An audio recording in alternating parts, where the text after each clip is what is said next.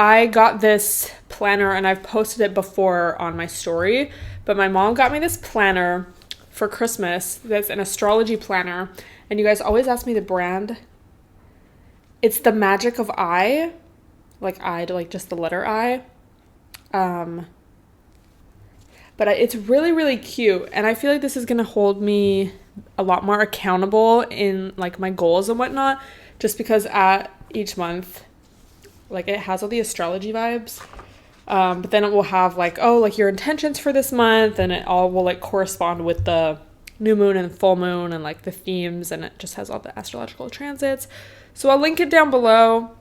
Kind of feel weird doing that because it was a gift, but you guys just always ask me, and it, honestly, after a month of using it, it has been very helpful in just staying organized even like each week, because my regular planner, which my mom also got me, if you're wondering where I got this new, if you're watching the video, I got this new acrylic, like, I don't know, desk organizer, or you could like organize makeup in it too. But finally I could put all my highlighters and pens in one place, and it just looks so cute and organized, and like there's space at the back for all my papers, and it's just like, this is what my desk area was missing. It literally looks so cute, and I got new highlighters and new pens. Like, I'm just very happy. But if you're wondering where I get that, it's my Virgo moon, but it's also from my mom. Anyway, my mom got me the Hobonichi planner, because I know you guys have like asked me where I get my planner before too.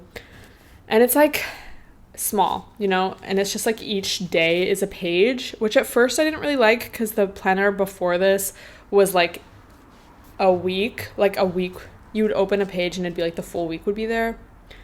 But I actually do like it because you can like write meal plans, and like it's kind of nice to have that much space for one day, you know, like I was writing my meal plans for the week. But I feel like this is just more my daily to-do list and whatnot.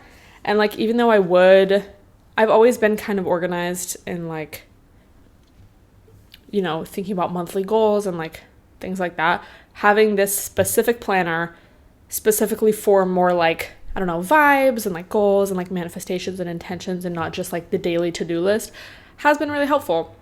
And that's not to say you need a planner to do that. Like if you don't want to buy it, you could totally just like keep that in mind and like just get a notebook and like just take time out of each month to like reflect and then plan the next month and whatnot. But this one has been very helpful. So I just wanted to share that. But yeah, now it's Aquarius season. So how are we feeling? I think last week, I don't think it was 2 weeks ago. Yeah, because it hasn't been Aquarius season that long. But last week I posted it on my story, like, what's the tea on Aquariuses? And this one girl specifically messaged me and was like, I'm scared because last year people went in. And it's really true. It's interesting which signs get more hate when I do that. Aquarius, it seemed like a lot of hate at first, but then after the whole 24 hours of the story being up, it was pretty balanced. I would say it overall seemed like more negative things. But honestly, it usually is, like, just in general. I think like Sag probably had the least negative things. Like, it had some, but like probably the least. Because I feel like all the water signs get a lot of hate when I post that. Air signs, definitely. I think Libra didn't really get that much hate. And I don't think Capricorn got that much hate. If anything, it was just like boring. And then like, oh, the men are horrible. But that, y'all usually say that about every sign, so. But Aquarius did get a surprising amount of hate. And I will say, like, let me just explain Aquarius first, shall we? And like Aquarius season. Because, you know, we all get affected by the vibes of each sign when we're in its season, which is like why I love Leo season so much. Okay, so this is from Refinery29, which is one of my favorite websites for just like, you know, current articles on astrology. And I feel like it's just like cute. It's like cute and trendy, but like easy, like still accurate, I feel. It's cute, but also easy to read. No, it's cute and easy to read, but also like pretty accurate. Because sometimes my mom will send me articles and they're like from like these official, like serious astrology website, like, and I like love, but sometimes like I just want a casual, light, like chill, you know? So let me see. I just want the overall vibe. Okay, so it was just Capricorn season, you know? And this girl messaged me like, I miss Capricorn season. And literally saying, but life must go on, and we need different seasons to bring us different realizations and different vibes, and like, yeah, so, but I feel you though, because like, love Capricorn season. I just feel like I'm on my shit. Okay. So this article says, Capricorn is a sign associated with work and results, while Aquarius is more about expanding our world, socializing and interacting with others, and looking into new ideas and ways of doing and approaching things. We'll be craving connections all Aquarius season long, so make sure you're safely prioritizing seeing or at least speaking with your friends and family. It is still a pandemic, guys. Get vaxxed. And wear your mask and don't go to crazy gatherings. Okay.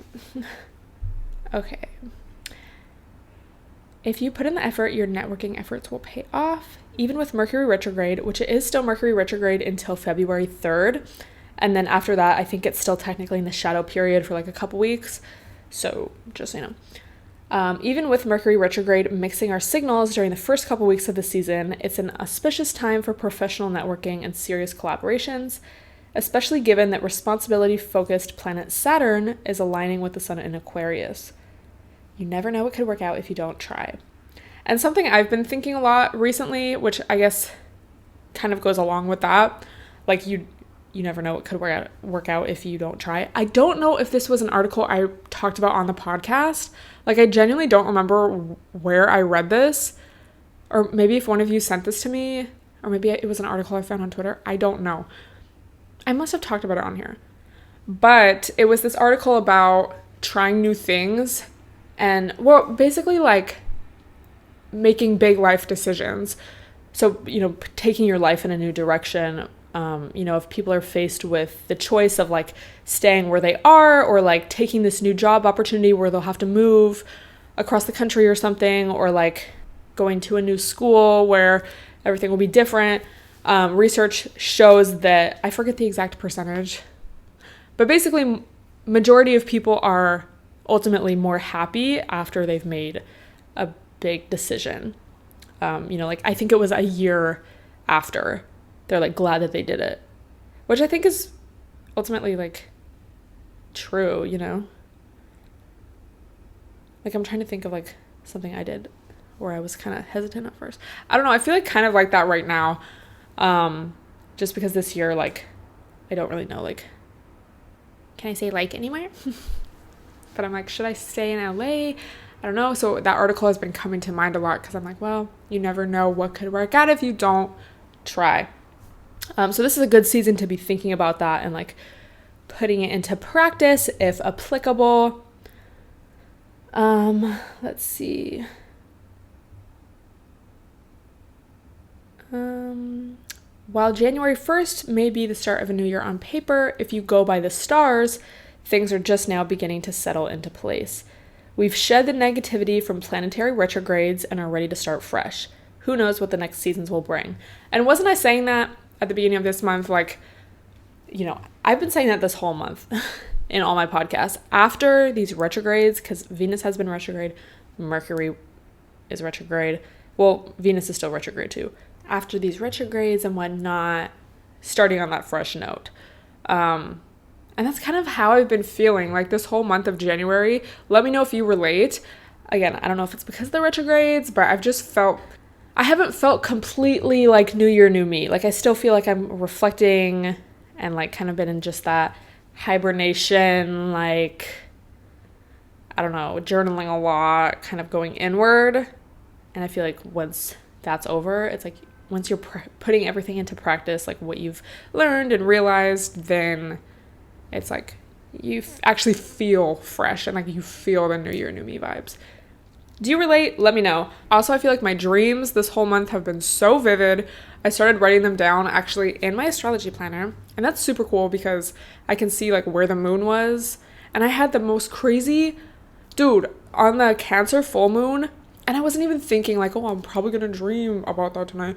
But like my dreams were so applicable to the themes of the Cancer full moon. I was like shocked because I'm just not, like if I was like, vibes are everything, like, and if someone was like, vibes are everything, and then where it's like, my dreams were so aligned, I'd be like, okay, bitch, like you probably just expected that to happen, so it happened. But like, let me tell you, like, I wasn't even thinking about it. And it wasn't until I actually told my mom about the dream and she was like, oh yeah, well, Cancer full moon. I was like, oh, I didn't even think about that. I'm like, disclaimer, I'm not a think of the vibes. Like, that's like so funny.